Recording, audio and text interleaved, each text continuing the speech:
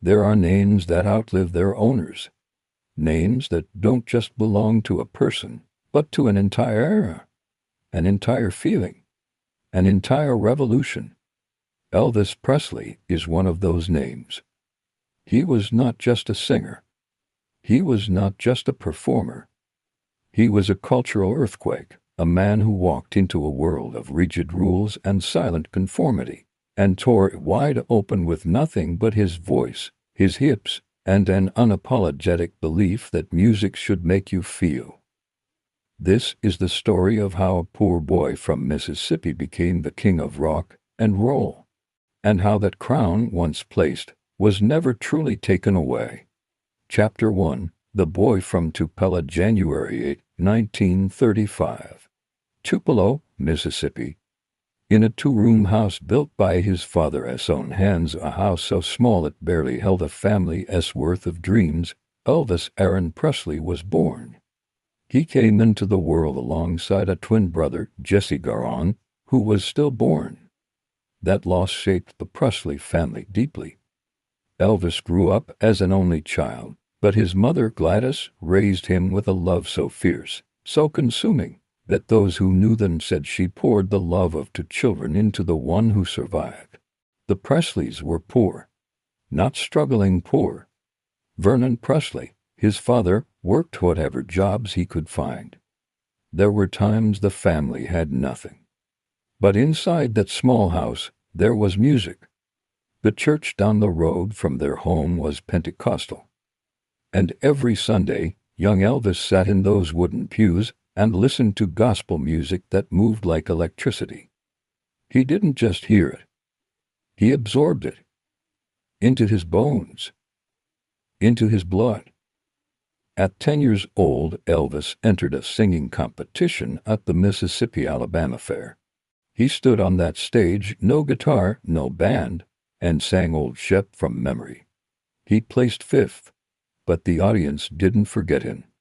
Chapter 2: Memphis and the making of a sound. When Elvis was 13, the family moved to Memphis, Tennessee. Memphis was a different world.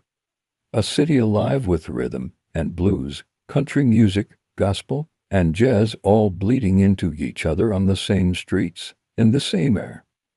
Elvis soaked it all in. He was quiet at school. Shy, even. He wore his hair slicked back and dressed differently from the other boys, and got teased for it. But music was always there, his constant companion. At 18, he walked into Sun's studio, a small recording house on Union Avenue run by a man named Sam Phillips. He paid $4 to record 2 songs as a gift for his mother. That's the story everyone tells. But the truth is, Elvis wanted to be heard. Sam Phillips' assistant, Marion Keisker, noted something about his voice that day. Something different. Something that didn't fit neatly into any box. She told Phillips, "This boy has something." Chapter 3: The Night the World Changed. July 5, 1954. Elvis was back at Sun's studio with guitarist Scotty Moore and bassist Bill Black. They had been recording all evening. Nothing was clicking. The songs felt flat, forced. Then, during a break, almost as a joke, Elvis picked up his guitar and started goofing around, playing an old blues song called "That's All Right" by Arthur Crudup. He played it loose, fast, unbothered. Scotty and Bill jumped in. The room came alive. Sam Phillips leaned out of the control booth and said, "What are you doing?" "We don't know," they said. "Well, back up and do it again." That accidental moment became Elvis Presley's first single. When local DJ Dewey Phillips played it on the radio, the switchboard lit up instantly. People called in asking who this was. Was he black? Was he white? Where did he come from? Nobody had ever heard anything like it. And just like that, without a plan, without a strategy, without a team of executives, a new sound was born. Chapter 4: The rise. Word spread fast. Elvis began performing across the South, And everywhere he went, something happened to the audience. The girls screamed. Not politely, not casually. They screamed. Because Elvis on stage was unlike anything they had ever seen. He moved his body to the music in a way that was raw, instinctive, and free, the way gospel singers moved in church, the way blues musicians swayed in smoky clubs. But no white performer had ever brought that kind of movement onto a mainstream stage. It was revolutionary. It was controversial. It was unstoppable. In 1955, a music industry colonel named Tom Parker saw Elvis perform and immediately understood what he was looking at. He signed on as his manager. And within months, Elvis was signed to RCA Records. The machine had found its engine. Chapter 5, The King Ascends 1956. Elvis Presley released Heartbreak Hotel. It went to number 1. And stayed there for 8 weeks. He appeared on television, on The Ed Sullivan Show, and 60 million Americans watched. 60 million. That was 1/3 of the entire United States population at the time. The camera famously filmed him only from the waist up, his movements deemed too provocative for American living rooms. But that restriction only made the mystery greater, the legend larger. That same year he released Hound Dog, Don't Be Cruel, Love Me Tender, hit after hit after hit, each one cementing his place not just in music but in the consciousness of an entire generation. He was 21 years old, and the world was already calling him the King. Chapter 6, Hollywood, the Army and the Silent Sussexes opened new doors. Hollywood came calling. Between 1956 and 1969, Elvis made 33 films. Some were celebrated. Many were formulaic. But every one of them sold. Because people didn't just want to hear Elvis, they wanted to see him. Then in 1958, something happened that shook his world. The United States Army drafted him. Elvis Presley, the most famous young man in America, reported for duty. He served. He didn't seek special treatment. He went to Germany. He did his time. Many expected that 2 years away from the spotlight would end his career. But while he was away, tragedy struck. His mother, Gladys, the woman who had been his anchor, his greatest love, his home, died of a heart attack.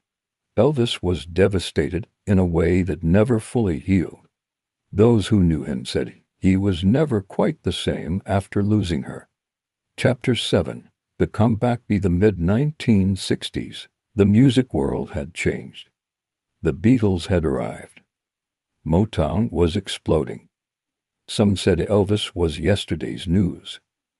But in 1968, Elvis walked onto a television stage in a black leather suit and reminded the entire world exactly who he was. The 1968 comeback special is still considered one of the greatest live performances in television history. Raw, intimate, electric. The King had not abdicated. He had simply been waiting. He followed it with a Las Vegas residency that became the stuff of legend, selling out shows night after night, performing to audiences who wept, screamed, and stood in permanent ovation. Between 1969 and 1977, Elvis performed over 1,000 concerts. Chapter 8, The Weight of the Crown. But behind the sequined jumpsuits and the standing ovations, Elvis was struggling. Fame at that scale is its own kind of prison. He could not walk down a street, could not eat in a restaurant, could not live a single ordinary moment without the world pressing in around him. He turned to prescription medication to sleep, to wake up, to perform, to cope. The people around him, many of them, were not there to protect him. They were there to benefit from him. And Tom Parker, his manager, kept him on a grueling schedule that prioritized profit over the man. Elvis gained weight. His health declined. The performances became harder. He was only in his early 40s, but the life he had lived had aged him far beyond his years. Chapter 9, August 16, 1977. On the morning of August 16, 1977, Elvis Aaron Presley was found unresponsive at his home, Graceland, in Memphis, Tennessee. He was 42 years old.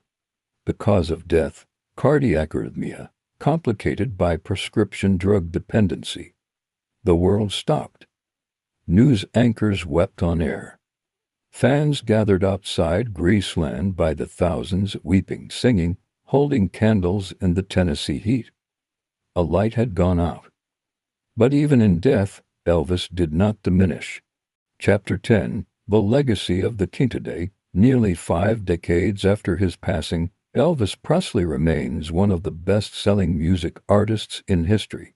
Over 500 million records sold worldwide. Graceland, his home, is the second most visited private residence in America after the White House. His face, his voice, his name, recognized in every country on earth. He did not just influence music. He influenced culture. He broke racial barriers at a time when America was deeply divided, bringing black musical traditions to white mainstream audiences in a way that changed the conversation of an entire nation. He showed the world that art does not belong to one people, that rhythm does not belong to one race, that the soul, when it sings, speaks a language every human being understands. The boy from Tupelo became the king. And kings, the real ones, never truly die.